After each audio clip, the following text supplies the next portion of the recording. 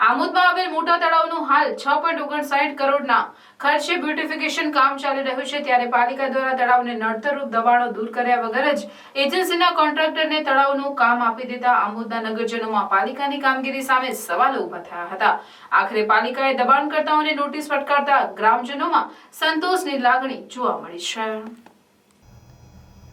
આમોદ નગરપાલિકા દ્વારા મોટા તળાવના બ્યુટિફિકેશન માટે ટેન્ડર બહાર પાડ્યું હતું,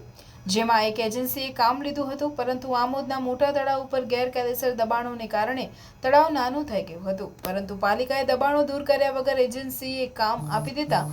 આમોદ નગરજનોમાં પાલિકાની કામગીરી સામે અસંતોષ જોવા મળ્યો હતો, જેથી આમોદના કેટલાક જાગૃત નાગરિકોએ તળાવ ઉપરના ગેરકાયદેસર દબાણો દૂર કરવા પાલિકા સત્તાધીશો સમક્ષ દબાણ લાવતા પાલિકા સત્તાધીશોને તેમની ફરજનું ભાન થયું હતું